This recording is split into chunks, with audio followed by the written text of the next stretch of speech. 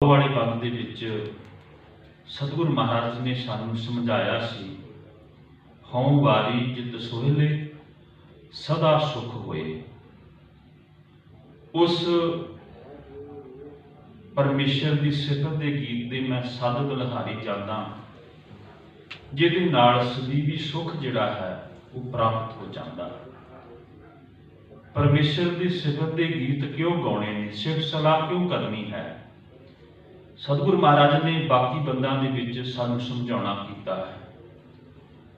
दूसरे बंद में सतगुरु महाराज कहते ने, नित नित जियाड़े समालियन देखेगा देवनहार, तेरे दाने कीमत ना पवै, तिस दाते कवन सुमार। नित नित का मतलब होता सदा ही। जियड़े संभालियन, वो जीवां नूं संभाल करता है, जीवां की संभाल करता है, उन्हां नूं वेखदा है ते उन्हां नूं दिंदा है। देवनहार, वो दिंदा भी है दाता। तेरे दाने, ओदियां दित्तियां होईयां दातां दा सतगुरु महाराज कहते कीमत ना पवै, ओदी कीमत नहीं पाई जा सकती। तिस दाते कवन सुमार, उस परमेश्वर दियां दातां दी अंदाजा जिहड़ा है, सुमार का मतलब अंदाजा, ओदे कीमत नहीं जे पाई जा सकती।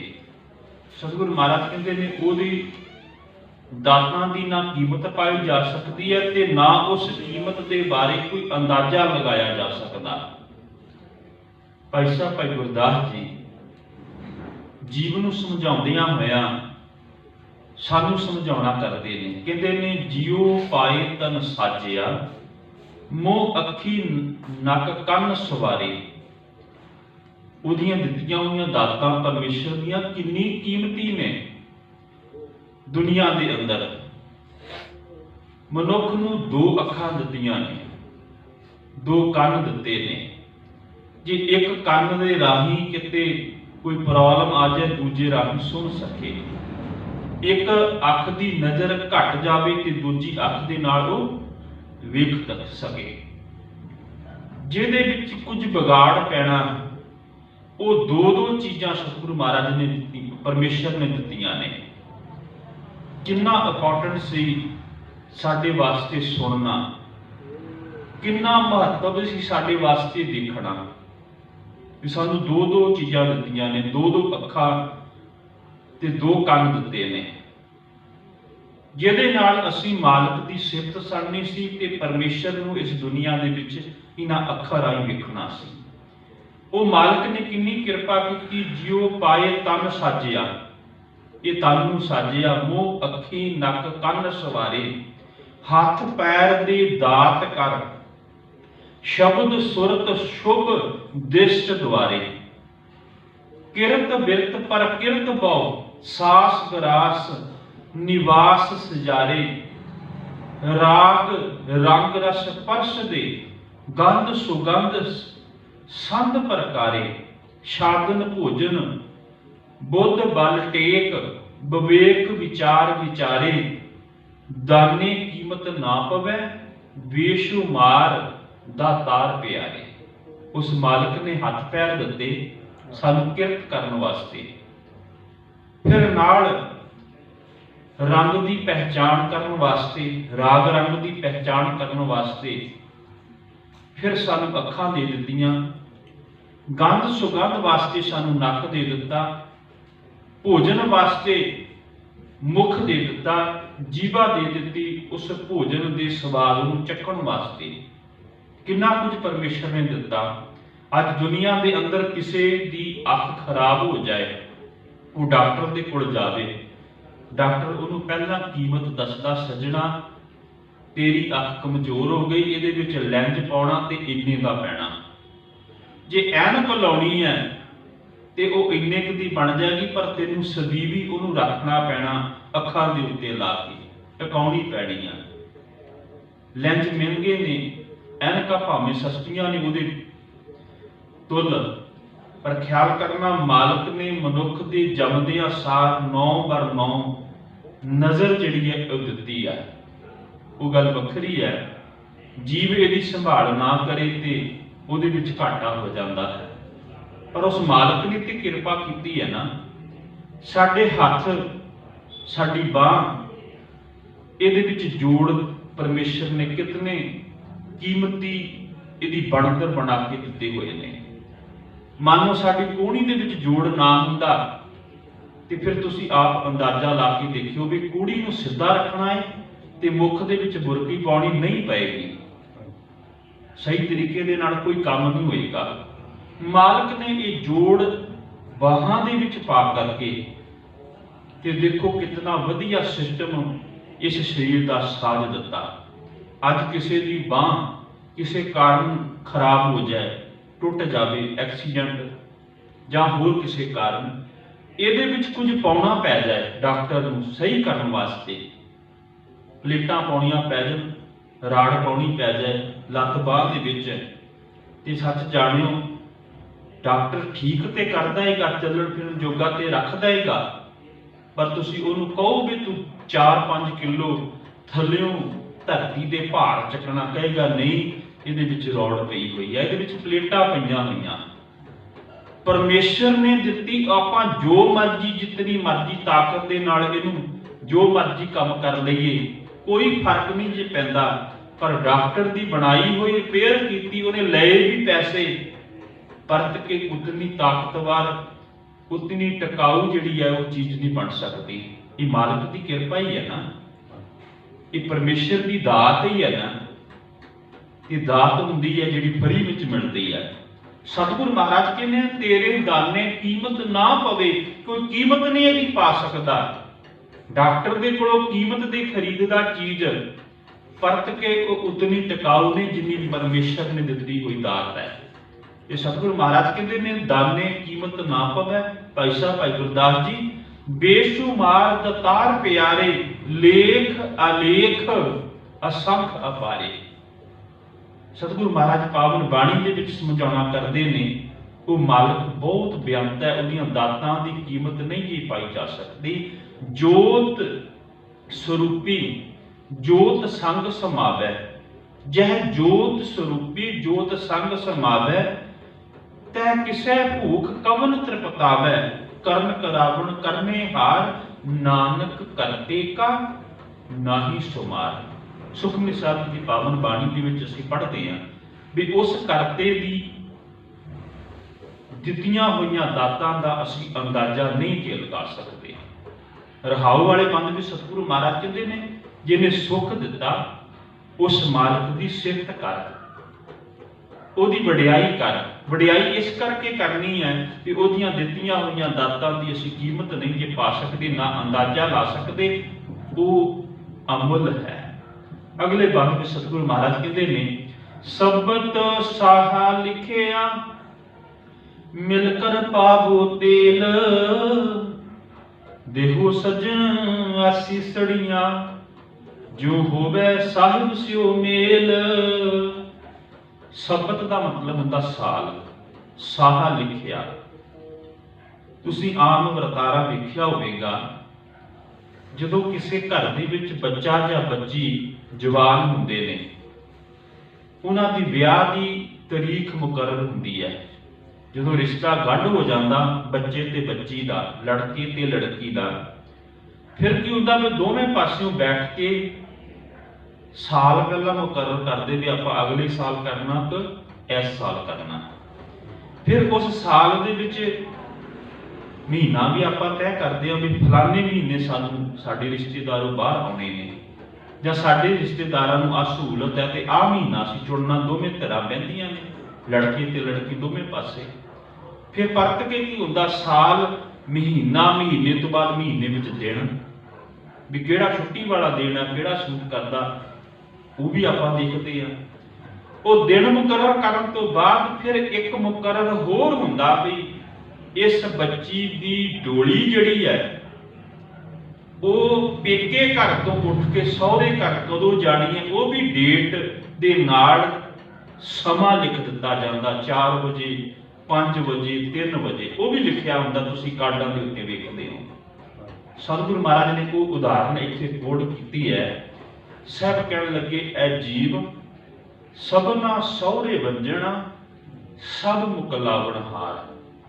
ਇਹ ਹੋ ਸਕਦਾ ਦੁਨਿਆਵੀ ਤੌਰ ਤੇ ਕੋਈ ਇਸਤਰੀ ਵਿਆਹ ਨਾ ਕਰਵਾਵੇ ਤੇ ਉਹਦੀ ਡੋਲੀ ਨਾ ਉੱਠੇ ਪੇਕੇ ਘਰ ਤੋਂ, ਪਰ ਯਾਦ ਰੱਖਿਓ ਦੁਨੀਆ ਦੇ ਅੰਦਰ ਹਰੇਕ ਮਨੁੱਖ ਦੀ ਇਸ ਸੰਸਾਰ ਤੋਂ ਡੋਲੀ ਉੱਠਣੀ ਹੈ। ਭਾਵ ਉਹਨੇ ਜੀਵਨ ਦੇ ਵਿੱਚ ਮੌਤ ਆਉਣੀ ਤੇ ਸੰਸਾਰ ਦੇ ਵਿੱਚ ਉਹਨੇ ਜਾਣਾ। ਇਹ ਸੰਸਾਰ ਪੇਕਾ ਘਰ ਹੈ, ਪਰਮੇਸ਼ਰ ਦਾ ਦਰ ਜਿਹੜਾ ਹੈ ਉਹ ਸਹੁਰਾ ਘਰ ਹੈ। ਸਭਨਾ ਸਹੁਰੇ ਵੱਜਣਾ, ਸਾਰਿਆਂ ਨੇ ਉਸ ਘਰ ਦੇ ਵਿੱਚ ਜਾਣਾ ਹੈ। ਤੇ ਸਤਿਗੁਰੂ ਮਹਾਰਾਜ ਕਹਿੰਦੇ ਨੇ ਵੀ ਜਿਵੇਂ ਦੁਨਿਆਵੀ ਤੌਰ ਤੇ ਵਿਆਹ ਦੇ ਵਿੱਚ ਸਾਰਾ ਕੁਝ ਮੁਕਰਰ ਹੁੰਦਾ ਏ, ਐ ਸੱਜਣ ਤੇਰਾ ਵੀ ਸਾਲ ਲਿਖਿਆ ਹੋਇਆ, ਦਿਨ ਲਿਖਿਆ ਹੋਇਆ, ਮਹੀਨਾ ਲਿਖਿਆ ਹੋਇਆ ਤੇ ਸਮਾਂ ਉਹ ਵੀ ਲਿਖਿਆ ਹੋਇਆ ਵੀ ਇੰਨੀ ਸਮੇਂ ਦੇ ਵਿੱਚ ਤੂੰ ਸੰਸਾਰ ਦੇ ਵਿੱਚੋਂ ਜਾਣਾ। ਸੰਬਤ ਸਾਹਾ ਲਿਖਿਆ। ਤੇ ਫਿਰ ਅੱਗੇ ਕਹਿੰਦੇ ਨੇ ਮਿਲ ਕਰ ਪਾਵੋ ਤੇਲ। ਵਿਆਹ ਦੇ ਵਿੱਚ ਕੀ ਕਰਦੇ ਆ, ਜਦੋਂ ਬੱਚੀ ਜੇ ਉਹ ਦਿਨ ਆਉਂਦੇ ਨੇ ਵਿਆਹ ਦੇ ਨੇੜੇ, ਉਸ ਤੋਂ ਕੁਝ ਦਿਨ ਪਹਿਲਾਂ ਅੱਜ ਕੱਲ੍ਹ ਤੇ ਕੁਝ ਹੋਰ ਰਸਮ ਰਿਵਾਜ ਚੱਲ ਪਏ, ਮਾਈਆਂ ਵਗੈਰਾ ਤੇ ਹੋਰ ਕਈ ਕੁਝ ਜਾਗੂ ਵਗੈਰਾ ਕੱਢਣੀ। ਪਰ ਪੁਰਾਣੇ ਸਮੇਂ ਦੇ ਵਿੱਚ ਕੀ ਹੁੰਦਿਆ ਸੀ, ਮਾਈਆਂ ਬੀਬੀਆਂ ਇਕੱਠੀਆਂ ਹੁੰਦੀਆਂ ਸਨ ਤੇ ਉਸ ਬੱਚੀ ਦੇ ਸਿਰ ਦੇ ਵਿੱਚ ਤੇਲ ਪਾਉਂਦੀਆਂ ਸਨ, ਝੱਸਦੀਆਂ ਸਨ ਤੇ ਨਾਲ ਸੁਹਾਗ ਦੇ ਗੀਤ ਗਾਉਂਦੀਆਂ ਸਨ, ਸੋਹਲੇ ਗਾਉਂਦੀਆਂ ਸਨ, ਸਿਫਤ ਕਰਦੀਆਂ ਸਨ। ਤੇ ਸਤਿਗੁਰੂ ਮਹਾਰਾਜ ਨੇ ਉਹੀ ਗੱਲ ਇੱਥੇ ਕੀਤੀ ਹੈ, ਮਿਲ ਕਰ ਪਾਵੋ ਤੇਲ। ਤੇ ਉਹ ਅਸੀਸਾਂ ਦਿੰਦੀਆਂ ਸਨ, ਉਹ ਮਾਈਆਂ ਬੀਬੀਆਂ ਉਸ ਬੱਚੀ ਨੂੰ ਅਸੀਸ ਇਹ ਦਿੰਦੀਆਂ ਹੁੰਦੀਆਂ ਸੀ ਕਿ ਤੂੰ ਸਹੁਰੇ ਪਰਿਵਾਰ ਵਿੱਚ ਜਾਵੇਂ ਤੇ ਸਹੁਰੇ ਪਰਿਵਾਰ ਦੇ ਨਾਲ ਤੇਰੀ ਨਿਭ ਜਾਵੇ, ਬਣ ਜਾਵੇ, ਤੇਰਾ ਲੜਾਈ ਝਗੜਾ ਨਾ ਹੋਵੇ। ਸਤਿਗੁਰੂ ਮਹਾਰਾਜ ਨੇ ਉਹ ਸਾਰੀ ਉਦਾਹਰਨ ਕੋਟ ਕਰਕੇ ਮਨੁੱਖ ਨੂੰ ਸਮਝਾਉਣਾ ਕੀਤਾ ਵੀ ਤੂੰ ਵੀ ਇਸ ਘਰ ਨੂੰ ਛੱਡ ਕੇ ਸਹੁਰੇ ਘਰ ਜਾਣਾ, ਤੇਰੀ ਵੀ ਪਰਮੇਸ਼ਰ ਦੇ ਨਾਲ ਬਣ ਆਵੇ ਤੇ ਤੂੰ ਕੀ ਕਰਨਾ ਹੈ, ਸਤ ਸੰਗਤ ਰੂਪੀ ਸਹੇਲੀਆਂ ਦੇ ਵਿੱਚ ਬੈਠ ਕਰਕੇ, ਭਾਵ ਸਤ ਸੰਗਤ ਵਿੱਚ ਬੈਠ ਕਰਕੇ ਅਸੀਸ ਲੈਣੀ ਹੈ। ਤੇ ਅਸੀਸ ਕੀ ਲੈਣੀ ਹੈ, ਜਿਉ ਹੋਵੇ ਸਾਹਿਬ ਸਿਉ ਮੇਲ, ਉਸ ਪਰਮੇਸ਼ਰ ਦੇ ਨਾਲ ਮੇਲ ਹੋ ਜਾਵੇ। ਤੇ ਸਤਿਗੁਰੂ ਮਹਾਰਾਜ ਕਹਿੰਦੇ ਨੇ, ਧੰਨ ਗੁਰੂ ਅਰਜਨ ਸਾਹਿਬ ਮਹਾਰਾਜ, ਸੁਣ ਸੱਜਣ ਪ੍ਰੀਤਮ ਮੇਰਿਆ, ਮੈਂ ਸਤਿਗੁਰੂ ਦੇਹ ਦਿਖਾਲ, ਹੋਂ ਤਿਸ ਦੇਵਾ ਮਨ ਆਪਣਾ, ਨਿਤ ਹਿਰਦੇ ਰਖਾਂ ਸਮਾਲ, ਇਕਸ ਸਤਿਗੁਰੂ ਬਾਹਰਾ ਧ੍ਰਿਗ ਜੀਵਨ ਸੰਸਾਰ, ਜਨ ਨਾਨਕ ਸਤਿਗੁਰੂ ਤਿਨਾ ਮਲਾਇਨ, ਜਿਨ ਸਦ ਹੀ ਵਰਤੇ ਨਾਲ। ਸਤਿਗੁਰੂ ਮਹਾਰਾਜ ਕਹਿੰਦੇ ਨੇ ਉਸ ਮਾਲਕ ਤੋਂ ਬਿਨਾ, ਉਹਦੀ ਯਾਦ ਤੋਂ ਬਿਨਾ ਜਿਉਣਾ ਧ੍ਰਿਗ ਹੈ ਤੇ ਉਹ ਸਤਿਗੁਰੂ ਜਿਹੜਾ ਹੈ ਉਸ ਪਰਮੇਸ਼ਰ ਦੇ ਨਾਲ ਮਿਲਾ ਦਿੰਦਾ ਹੈ। ਅਖੀਰਲੇ ਬੰਦ ਵਿੱਚ ਸਤਿਗੁਰੂ ਗੁਰੂ ਨਾਨਕ ਸਾਹਿਬ ਮਹਾਰਾਜ ਕਹਿੰਦੇ ਨੇ, ਘਰ ਘਰ ਇਹੋ ਪਹੁੰਚਾ ਸਦੜੇ ਨਿਤ ਪਵਨ, ਸਦਨ ਹਾਰਾ ਸਿਮਰੀਐ ਨਾਨਕ ਸੇ ਦੇ ਆਵਨ। ਸਤਿਗੁਰੂ ਮਹਾਰਾਜ ਕਹਿੰਦੇ ਨੇ, ਘਰ ਘਰ ਇਹੋ ਪਹੁੰਚਾ ਸਦੜੇ ਨਿਤ ਪਵਨ। ਜਿਹੜਾ ਮਨੁੱਖ ਦੇ ਘਰ ਸਦੜਾ ਪਹੁੰਚਦਾ ਨਾ, ਸਾਹੀ ਚਿੱਠੀ ਦੁਨਿਆਵੀ ਤੌਰ ਤੇ ਜਾਂਦੀ ਹੈ ਵਿਆਹ ਦੇ ਵਕਤ, ਇਵੇਂ ਮਾਲਕ ਦਾ ਸਦੜਾ ਵੀ ਆ ਰਿਹਾ ਹੈ ਤੇ ਹਰੇਕ ਘਰ ਵਿੱਚ ਆ ਰਿਹਾ ਹੈ। ਘਰ ਘਰ ਇਹੋ ਪਹੁੰਚਾ। ਫਿਰ ਇਹ ਨਹੀਂ ਵੀ ਇਹ ਸਦੜੇ ਬੰਦ ਹੋ ਜਾਂਦੇ ਨੇ, ਨਹੀਂ, ਸਦਾ ਹੀ ਆਉਂਦੇ ਨੇ। ਸਤਿਗੁਰੂ ਮਹਾਰਾਜ ਕਹਿੰਦੇ ਨੇ, ਘਰ ਘਰ ਇਹੋ ਪਹੁੰਚਾ ਸਦੜੇ ਨਿਤ ਪਵਨ। ਨਿਤ ਦਾ ਮਤਲਬ ਰੋਜ਼ ਆਉਂਦੇ ਨੇ, ਇਹ ਰੁਕਦੇ ਨਹੀਂ ਹੈ। ਇਹ ਸਤਿਗੁਰੂ ਮਹਾਰਾਜ ਕਹਿੰਦੇ ਨੇ, ਸਦੜੇ ਆਏ ਤਿਨਾ ਜਾਨੀਆਂ, ਹੁਕਮ ਸੱਚੇ ਕਰਤਾਰੇ। ਇਹ ਮਾਲਕ ਪਰਮੇਸ਼ਰ ਦੇ ਹੁਕਮ ਦੇ ਅਨੁਸਾਰ ਸਦੜੇ ਆਉਂਦੇ ਨੇ। ਸਦੜੇ ਆਏ ਤਿਨਾ ਜਾਨੀਆਂ, ਹੁਕਮ ਸੱਚੇ ਕਰਤਾਰੋ, ਨਾਰੀ ਪੁਰਖ ਵਿਛੜਿਆ, ਵਿਛੜਿਆ ਮਿਲਣ ਹਾਰੋ। ਜਿਹੜੇ ਵਿਛੜੇ ਹੁੰਦੇ ਨੇ ਉਹਨਾਂ ਦਾ ਮੇਲ ਹੋ ਜਾਂਦਾ। ਇਹ ਸਦੜੇ ਜਿਹੜੇ ਨੇ ਸਤਿਗੁਰੂ ਮਹਾਰਾਜ ਕਹਿੰਦੇ ਨੇ ਉਸ ਕਰਤਾਰ ਵੱਲੋਂ ਆਉਂਦੇ ਨੇ। ਤੇ ਅਖੀਰਲੀ ਤੁਕ ਵਿੱਚ ਸਤਿਗੁਰੂ ਮਹਾਰਾਜ ਕਹਿੰਦੇ ਨੇ, ਸਦਨ ਹਾਰਾ ਸਿਮਰੀਐ ਨਾਨਕ ਸੇ ਦੇ ਆਵਨ। ਹੁਣ ਸੱਦੜੇ ਵੀ ਆ ਰਹੇ ਨੇ, ਇਹ ਨਹੀਂ ਵੀ ਸੱਦੜੇ ਨਹੀਂ ਆ ਰਹੇ। ਤੇ ਫਿਰ ਜੀਵ ਪੁੱਛਦਾ ਮਾਲਕ ਦੇ ਕੋਲੋਂ, ਗੁਰੂ ਦੇ ਕੋਲੋਂ, ਵੀ ਮੈਂ ਕੀ ਕਰਾਂ? ਜਾਣਾ ਤੇ ਹਰੇਕ ਨੇ ਹੈ, ਹਰੇਕ ਨੇ ਮਰਨਾ ਹੈ, ਤੇ ਮੈਂ ਕਰਾਂ ਕੀ? ਸਤਿਗੁਰੂ ਮਹਾਰਾਜ ਕਹਿੰਦੇ ਨੇ ਸੱਦਣ ਹਾਰਾ ਸਿਮਰੀਐ। ਜਿਹੜਾ ਮਾਲਕ ਸੱਦਦਾ ਪਿਆ ਹੈ ਨਾ, ਸੱਦਣ ਹਾਰਾ, ਉਹਨੂੰ ਸਿਮਰ। ਨਾਨਕ ਸੇ ਦੇ ਆਵਨ। हे ਨਾਨਕ, ਉਹ ਦਿਨ ਤੇਰਾ ਨੇੜੇ ਆ ਰਿਹਾ। ਜਿਸ ਦਿਨ ਤੈਨੂੰ ਸੱਦਣਾ ਆ ਜਾਣਾ ਨਾ, ਉਹ ਦਿਨ ਤੇਰਾ ਨੇੜੇ ਆ ਰਿਹਾ। ਉਹ ਦਿਨ ਆਵੇ, ਉਸ ਤੋਂ ਪਹਿਲਾਂ ਪਹਿਲਾਂ ਉਸ ਮਾਲਕ ਨੂੰ ਸਿਮਰ ਲੈ। ਇਹੀ ਤੇਰੇ ਜੀਵਨ ਦੀ ਰਾਸ ਪੂੰਜੀ ਹੈ। ਧੰਨ ਗੁਰੂ ਅਰਜਨ ਸਾਹਿਬ ਮਹਾਰਾਜ ਸ਼੍ਰੀ ਰਾਗ ਦੇ ਵਿੱਚ ਕਹਿੰਦੇ ਨੇ, ਮਨ ਤਨ ਧਨ ਜਿਨ ਪ੍ਰਭ ਦੀਆ ਰੱਖਿਆ, ਸਹਿਜ ਸੁਭਾਰ ਸਰਬ ਕਲਾ ਕੜ ਥਾਪਿਆ, ਅੰਤਰ ਜੋਤ ਅਪਾਰ ਸਦਾ ਸਦਾ ਪ੍ਰਭ ਸਿਮਰੀਐ, ਅੰਤਰ ਰੱਖ ਉਰਤਾਰ। ਉਸ ਮਾਲਕ ਨੂੰ ਸਦਾ ਹੀ ਜਿਹੜਾ ਹੈ ਉਹ ਯਾਦ ਰੱਖ, ਤਾਂ ਜੋ ਉਹ ਪਰਮੇਸ਼ਰ ਜਿਹੜਾ ਸਦੜੇ ਦੇ ਰਿਹਾ ਹੈ ਉਹਦੇ ਨਾਲ ਤੇਰਾ ਮੇਲ ਹੋ ਜਾਵੇ। ਘਟ ਵਸੇ ਚਰਨਾਰ ਬਿੰਦ ਰਸਨਾ ਜਪੇ ਗੋਪਾਲ, ਨਾਨਕ ਸੋ ਪ੍ਰਭ ਸਿਮਰੀਏ ਤਿਸ ਦੇਹੀ ਕੋ ਪਾਲ। ਵੀ ਉਸ ਮਾਲਕ ਨੂੰ ਸਿਮਰ ਜਿਹੜਾ ਦਾਤਾਂ ਦੇ ਰਿਹਾ।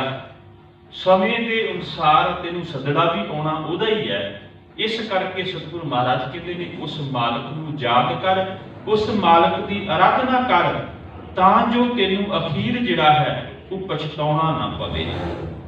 ਉਹ ਮਾਲਕ ਦੇ ਜੀਵਨ ਜਿਹੜਾ ਤੈਨੂੰ ਦਿੱਤਾ ਹੈ ਮਾਲਕ ਨੇ, ਕਿਤੇ ਇਹ ਨਾ ਹੋਵੇ ਉਹ ਅਖੀਰੇ ਪਲ ਦੇ ਵਿੱਚ ਹੋਵੇ ਤੇ ਫਿਰ ਤੂੰ ਆਖੇ ਮੈਂ ਮਾਲਕ ਨੂੰ ਸਿਮਰਾਂ। ਸਾਡੀ ਇੱਕ ਬੜੀ ਵੱਡੀ ਆਦਤ ਹੈ, ਸਾਨੂੰ ਜਦੋਂ ਕਿਸੇ ਦੇ ਨਾਲ ਕੰਮ ਪੈਂਦਾ ਨਾ, ਅਸੀਂ ਭਾਵੇਂ ਕਦੀ ਵੀ ਉਹਦੇ ਨਾਲ ਬੋਲੀਏ ਨਾ, ਮਨ ਮੁਟਾਪ ਹੋਵੇ, ਸਾਡਾ ਲੜਾਈ ਝਗੜਾ ਹੋਵੇ, ਤੇ ਅਸੀਂ ਕਦੀ ਬੁਲਾਉਂਦੇ ਨਹੀਂ। ਪਰ ਕੀ ਹੁੰਦਾ, ਜਦੋਂ ਕੰਮ ਪੈਂਦਾ ਨਾ, ਜਿਹਨੂੰ ਫਿਰ ਅਖਾਣ ਹੁੰਦਾ ਨਾ ਵੀ ਲੋੜ ਪੈਣ ਤੇ ਗਧੇ ਨੂੰ ਵੀ ਬਾਪ ਬਣਾਉਣਾ, ਸੁਣਿਆ ਤੁਸੀਂ ਨਾ? ਫਿਰ ਉਹਨੂੰ ਵੀ ਬੁਲਾਉਣ ਲੱਗ ਪੈਂਦਾ ਜਦੋਂ ਕੰਮ ਹੁੰਦਾ, ਫਿਰ ਉਹਨੂੰ ਵੀ ਰਸਤੇ ਦੇ ਵਿੱਚ ਬੁਲਾਉਣ ਲੱਗ ਪੈਂਦਾ, ਜੀ ਹਜ਼ੂਰੀ ਕਰਨਾ ਪੈਂਦਾ, ਕਿਉਂਕਿ ਕੰਮ ਹੈ। ਫਿਰ ਇੱਕ ਦਿਨ ਨਹੀਂ, ਜਿੰਨਾ ਚਿਰ ਤੱਕ ਕੰਮ ਮੁੱਕਦਾ ਨਹੀਂ ਨਾ, ਉਨੀ ਦੇਰ ਤੱਕ ਰੋਜ਼ ਬੁਲਾਉਂਦਾ ਹੈ, ਰੋਜ਼ ਉਹਨੂੰ ਕਹਿੰਦਾ ਹੈ। ਤੇ ਸਤਿਗੁਰੂ ਮਹਾਰਾਜ ਕਹਿੰਦੇ ਨੇ, ਬਾਬਾ ਕਬੀਰ ਜੀ, ਕਬੀਰ ਕਾਮ ਪਰੇ ਹਰ ਸਿਮਰੀਏ, ਐਸਾ ਸਿਮਰੋ ਨਿਤ। ਵੀ ਕੰਮ ਪੈਣ ਤੇ ਜਿਹੜਾ ਤੂੰ ਸਿਮਰਦਾ ਨਾ, ਯਾਦ ਕਰਦਾ, ਉਸ ਮਾਲਕ ਨੂੰ ਸਦਾ ਹੀ ਜਿਹੜਾ ਹੈ ਉਹ ਯਾਦ ਕਰ। ਇਹ ਨਾ ਵੀ ਕਿ ਹੁਣ ਮੈਨੂੰ ਕੰਮ ਹੈ ਤੇ ਮੈਂ ਯਾਦ ਕਰ ਲਵਾਂ, ਨਹੀਂ, ਨਾ ਕੰਮ ਹੋਵੇ ਤਾਂ ਵੀ ਮਾਲਕ ਨੂੰ ਯਾਦ ਕਰ। ਕਬੀਰ ਕਾਮ ਪਰੇ ਹਰ ਸਿਮਰੀਏ, ਐਸਾ ਸਿਮਰੋ ਨਿਤ, ਅਮਰਾਪੁਰ ਵਾਸਾ ਕਰੋ, ਹਰ ਗਿਆ ਬਹੋਰੇ ਬਿਤ। ਬਾਬਾ ਕਬੀਰ ਜੀ ਕਹਿਣ ਲੱਗੇ, ਉਹਨੂੰ ਸਦਾ ਹੀ ਸਿਮਰ। ਰਹਾਉ ਵਾਲੀ ਬੰਦ ਵਿੱਚ ਸਤਿਗੁਰੂ ਮਹਾਰਾਜ ਕਹਿੰਦੇ ਨੇ, ਤੁਮ ਗਾਵੋ ਮੇਰੇ ਨਿਰਭਉ ਕਾ ਸੋਹਿਲਾ। ਵੀ ਤੂੰ ਸਦਾ ਹੀ ਉਸ ਮਾਲਕ ਦੀ ਸਿਫਤ ਦੇ ਗੀਤ ਗਾ, ਉਸ ਪਰਮੇਸ਼ਰ ਨੂੰ ਯਾਦ ਕਰ। ਉਹ ਇਸ ਕਰਕੇ ਕਰ ਵੀ ਉਹਦੀਆਂ ਦਿੱਤੀਆਂ ਹੋਈਆਂ ਦਾਤਾਂ ਜਿਹੜੀਆਂ ਨੇ ਉਹ ਬੜੀਆਂ ਕੀਮਤੀ ਨੇ। ਆਖਰ ਉਸ ਮਾਲਕ ਨੂੰ ਤੈਨੂੰ ਸਦੜਾ ਦੇਣਾ ਹੈ ਤੇ ਤੈਨੂੰ ਸਦਾ ਇਸ ਦੁਨੀਆ ਨੂੰ ਛੱਡ ਕੇ, ਵੇਖੇ ਘਰ ਨੂੰ ਛੱਡ ਕੇ ਇੱਥੋਂ ਜਾਣਾ ਪੈਣਾ ਹੈ। ਇਸ ਕਰਕੇ ਉਸ ਸੱਦਣਹਾਰੇ ਪਰਮੇਸ਼ਰ ਨੂੰ ਸਿਮਰ ਲੈ, ਉਹਦੇ ਨਾਲ ਤੇਰਾ ਮੇਲ ਹੋ ਜਾਵੇ। ਕਿਉਂਕਿ ਉਸ ਦੀ ਸਿਫਤ ਸਲਾਹ ਤੋਂ ਬਿਨਾਂ, ਉਹਦੀ ਇਬਾਦਤ ਤੋਂ ਬਿਨਾਂ ਉਹਦੇ ਨਾਲ ਮੇਲ ਜਿਹੜਾ ਹੈ ਉਹ ਨਹੀਂ ਹੋਣਾ। ਸਤਿਗੁਰ ਕਿਰਪਾ ਕਰੇ ਅਸੀਂ ਵੀ ਜ਼ਿੰਦਗੀ ਦੇ ਵਿੱਚ ਮਾਲਕ ਨੂੰ ਸਦਾ ਹੀ ਸਿਮਰੀਏ, ਸਦਾ ਹੀ ਯਾਦ ਰੱਖੀਏ, ਤਾਂ ਜੋ ਸਾਡਾ ਜੀਵਨ ਉਸ ਮਾਲਕ ਦੀ ਲੇਖੇ ਲੱਗ ਜਾਏ। ਵਿਚਾਰਾਂ ਦੀ ਸੰਤ ਕਰਦਿਆਂ ਹੋਈਆਂ ਬੇਅੰਤ ਫੁੱਲਾਂ ਦੀ ਖਿਮਾ। ਫਤਿਹ ਪ੍ਰਵਾਨ ਗੁਰੂ। ਵਾਹਿਗੁਰੂ ਜੀ ਕਾ ਖਾਲਸਾ, ਵਾਹਿਗੁਰੂ ਜੀ ਕੀ ਫਤਿਹ।